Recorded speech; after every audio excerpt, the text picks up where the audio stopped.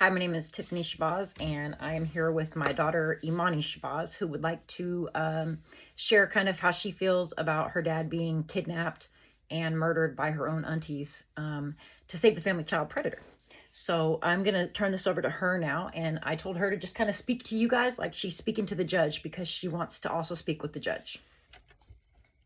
I'm going to laugh at this. It's okay. Because it's I don't know, I laugh in serious situations. I know, we all do, and people don't understand that. They'll be like, why are you guys laughing? I'm like, bro, that's just what we do.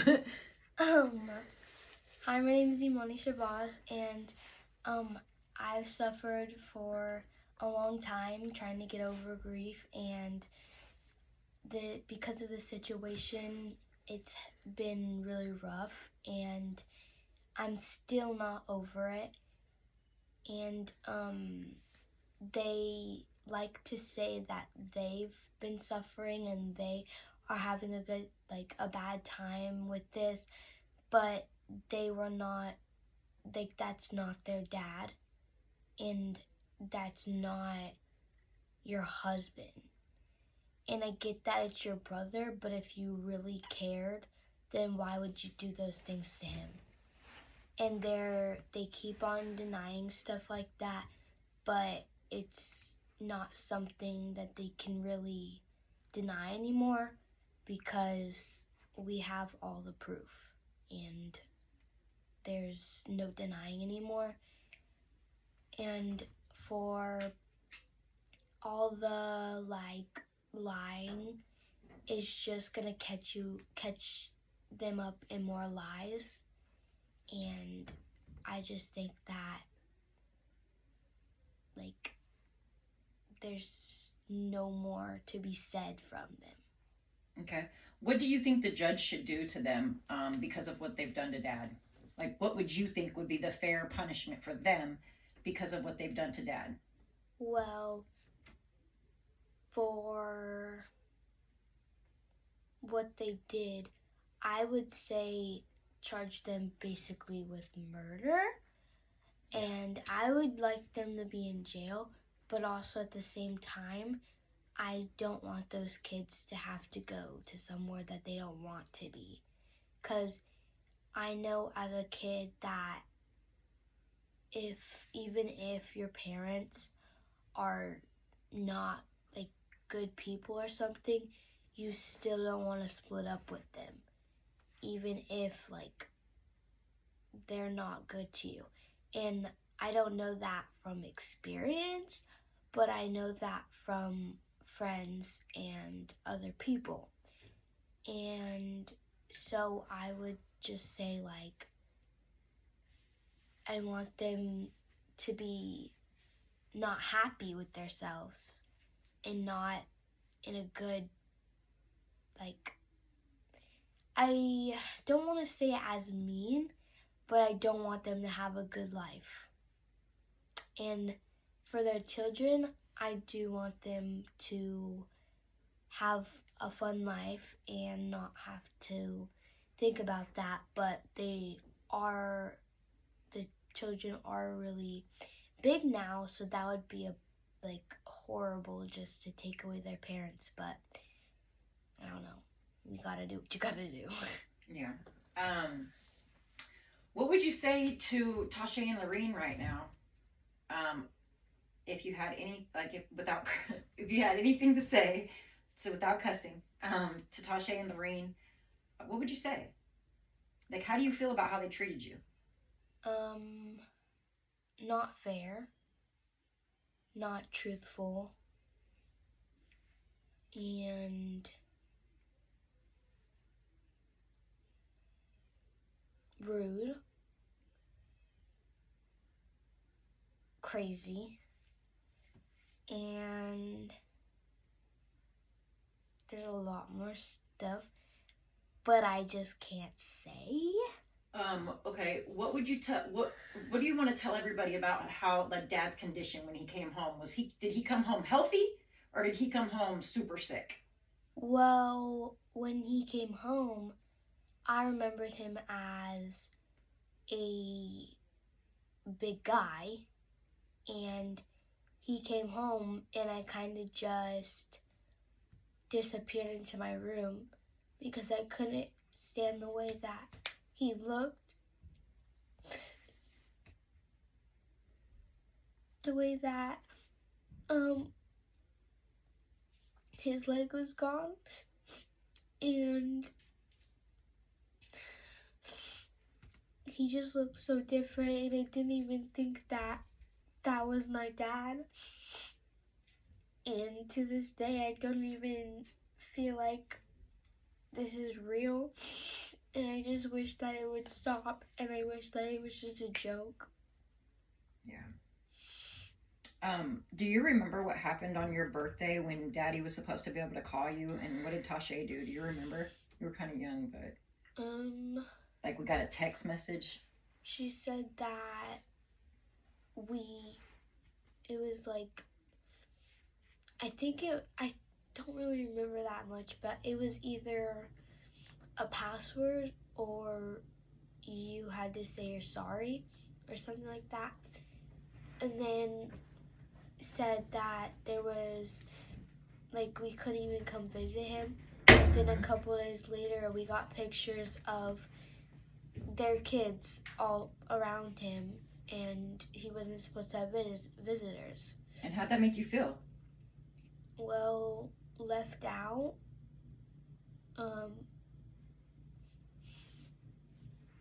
Not good. Do you feel like your aunts kind of turned on us all of a sudden over money? Yeah. And I feel like they only saw the good in us when we had money and we were doing good. But then once everything started dropping in their life, I feel like they just kind of took it out on us and made us seem like we were the bad guys and they were the victims.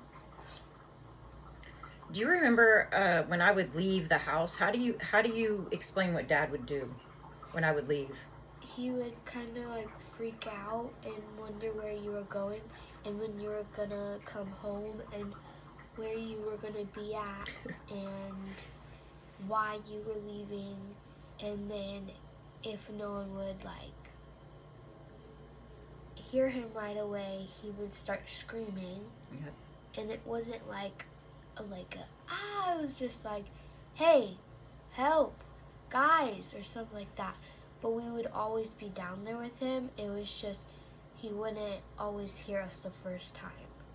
Well, in his eyesight, so you had to make, he can't, like when I was sitting next to him, he'd scream for me. Yeah. We would have to make noise or say, hey, Dad, like, what do you need? But we would always be next to him, but he just couldn't see out of the corner of his eye. And even when he would, like, say I was, like, right here, even when he was turned, like, this bit, he still couldn't see me moving. And so I would have to, like, move my head a lot while I was talking and stuff like that. Or I would just have to, like, I don't know. Okay. How do you feel about, how do I say this? How do you feel about the time that's been lost? Like, because, you know, if we would have been able to be with Dad right away, then we wouldn't have, you know, I feel like we lost a lot of time with him. You know what I mean? I feel like they robbed us of our time. That's what I feel like. How do you feel about the day that Nevaeh was allowed to visit, but not you and Momo? I felt that also left out, and that, like, I don't know, I felt like that we were just like, they were saying that we were just like bad kids or something, and like, I don't know, like, I just feel like they thought that we were just some random people, and I'm sure that impacted Momo's life also. Yeah. And it doesn't just hurt me. When I think about that, it hurts Momo too, and it hurts me to think that Momo is going through so much also. And it hurts me that Nevaeh is also going through so much. And it's just like, it's not fair to any of us. And DJ has it really hard also. Yeah. And it's just not fair. Yeah, it's like we finally got what we wanted, like, in life, and then they ripped us apart. Like, we literally were on top. We were going on freaking vacations every other week. Remember, we went to the water park thing and Great Wolf Lodge, and we stayed there for 3 days. And then prior to that, we went to Seattle. Remember, we were all over the place. But I always say this, but the whole entire time he's been like on stuff, it's always been because of his family. Yes. It's never been because of him. Right. It's just been because he made some choices that he couldn't really stop because of his family. Right. His family, not him, his. Yeah. And so, like, when he was little, he did not have a good life, and so he just wanted to get out of there. So then he left, and then him being in all that pain made him just like wanna like not be there anymore, and made him just wanna like go on stuff to numb the pain. And then that was because of his family. Right. That was never because of him. Yes, he made some bad choices, but the bad choices were prevented. Is that what it is? Prevented by his family or something like that.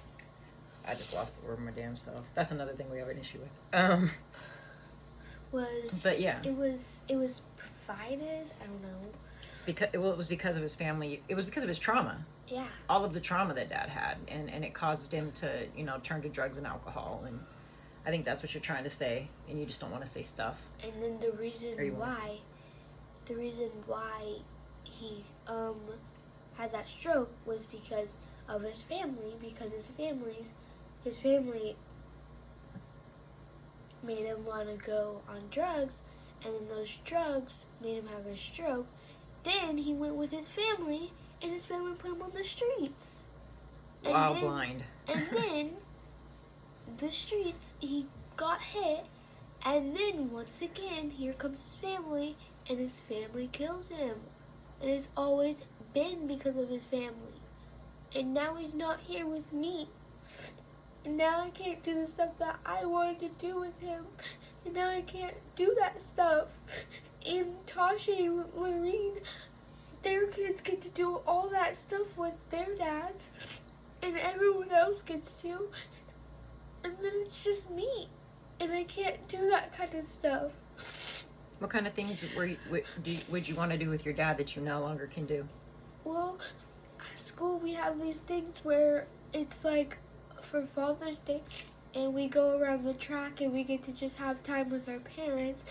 And for Father's Day you go with your dad.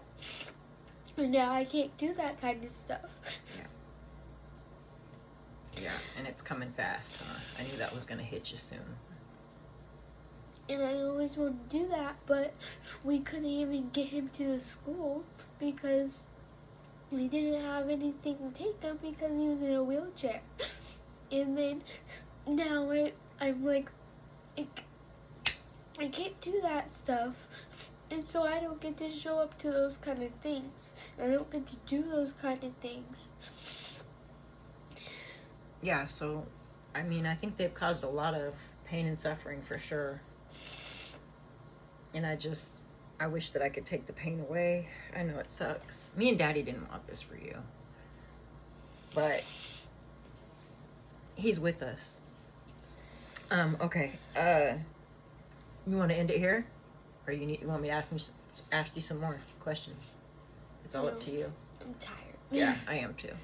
But I just didn't want to cut you, you know what I mean? But I also wanted you to go to bed because I know you have school tomorrow. So, all right, I love you. Love you. I can drive you at school at 10 if I need to since you're up late. Okay. Okay? Or we just can stay home. No, and that's what we should have talked about is what your schooling and how bad it is since he's had gone. But no, you got to go to school tomorrow. Okay. Love you. One more thing. Okay. Like, ever since he passed away, my school had to have these like changes for me, and I would have to come to school at 11 because in the mornings I just couldn't do it, and I would get sick to my stomach and I just couldn't do it. And then so I would have to get taken to school at 11 every single day, and they would have to make these changes for me because I just wasn't doing well.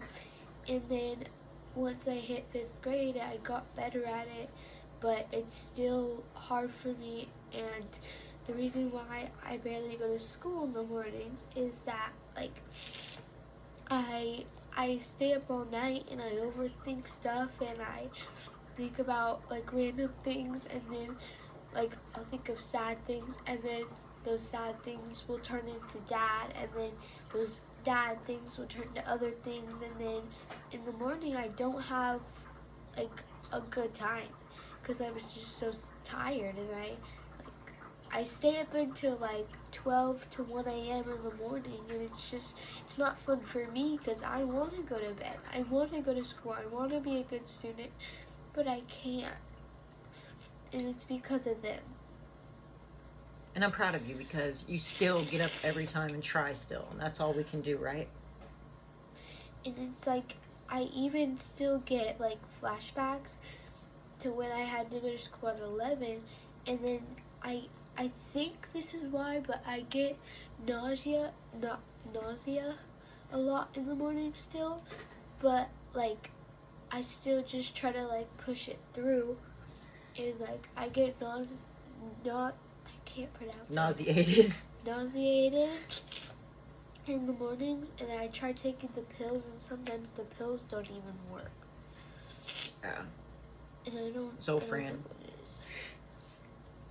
Yeah, that's true. A lot of times you are sick and there's nothing that we can do but just every day try to fight, harder to get better. And I'm proud of you. You've done really good.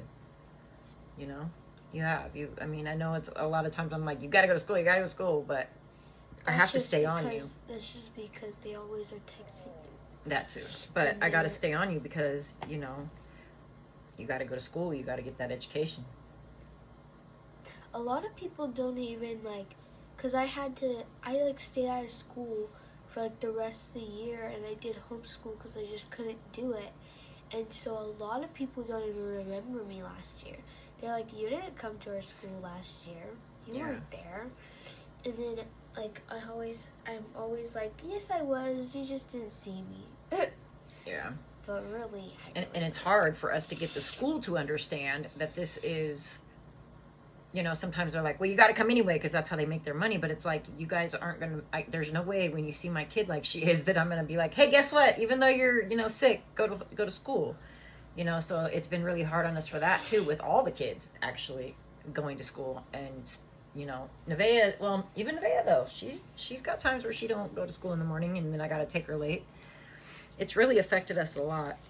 But one thing Dad taught us, right, is that there is no I in team. And I think that's why our family is so close together, like we all we're close. Like most families aren't close like we are.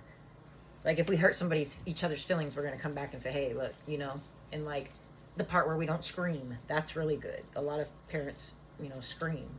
A lot of people scream. What? Not recently, but a couple of times I have been catching myself yelling. Oh. But that's only because, they like to laugh at me. But, oh well. Because now we're doing better on that. Yeah. And that's the thing is siblings do fight. I came home, upset. I don't even know what happened. Came home upset, and she was like, hey, you want to play this game with me? Hey, do you want to do this? And she just kind of got my mind off of things and stuff like that. And then I walked in today, and I was just really bored. And then she was like, I'm gonna go take a shower. And then she was like, oh, never mind. Do you want to do this, Imani? Do you want to do this? And I was like, yeah, sure. And so it's been getting better. But yeah. All right, I love you. Love you. Go to bed. I'm happy that you got all that out. All right, so I'm going to end this video for now.